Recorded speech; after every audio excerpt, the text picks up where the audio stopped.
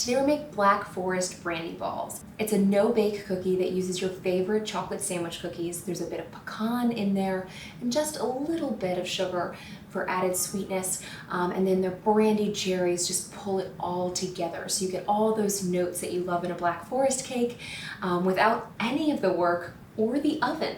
If you're enjoying this video, be sure to hit the subscribe button below and click the bell icon to be notified every time I post a new and delicious recipe. Let's get into it. So there's really not much to get into here. It's very simple. So I've already combined my cherries, my dried cherries that I've chopped with brandy. I did that about an hour ago. I really wanted the cherries to kind of absorb some of that brandy flavor. And then the whole thing's gonna go in. So I've got Oreo cookie crumbs, or your favorite chocolate sandwich cookie, pecans, and then this is confectioner's sugar and kosher salt.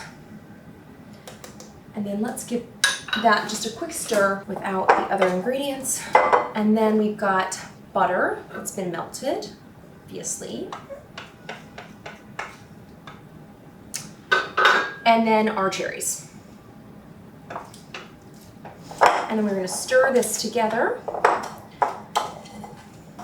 Really wanna mix it really well. I mean, this is pretty much the whole shebang. So you kind of wanna make sure that it's good.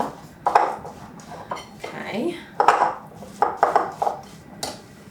So we have thoroughly stirred together our cookies and such. And now we are going to drop them in this. I've done a mix. You don't have to do this. You could do confectioner's sugar. You can do whatever you want on the outside.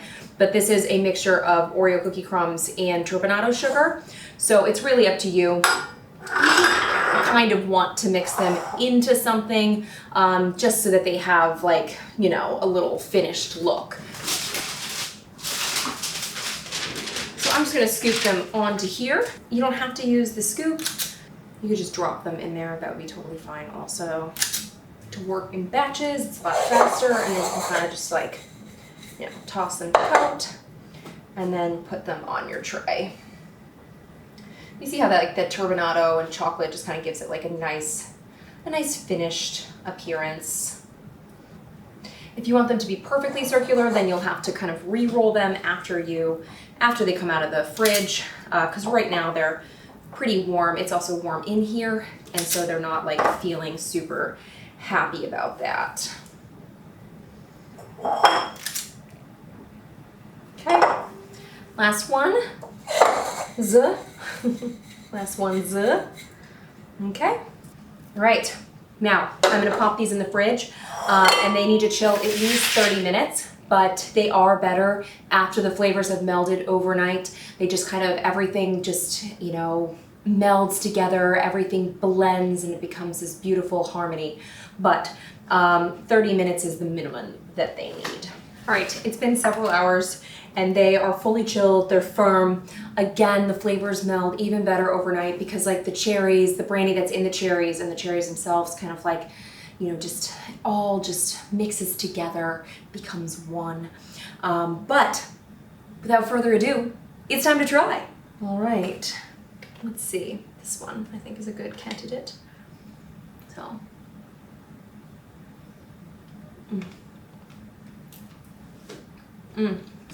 You get that really beautiful blend of, like, the chocolate with the kind of nuttiness of the pecans, and then the brandy isn't overwhelming because of the chocolate is such a powerful flavor, unlike my other rum balls that are, like, pretty intense. You get all the notes, like the chocolate, and then the bite of the cherry, which is a little bit tart, and then, like, the brandy flavor has kind of melded throughout, and then you get, like, a nuttiness from the pecans. Like, everything kind of just blends together into one. You're not getting one flavor overpowering the other. It's just like a wonderful little bite of chocolate pecan cherry goodness.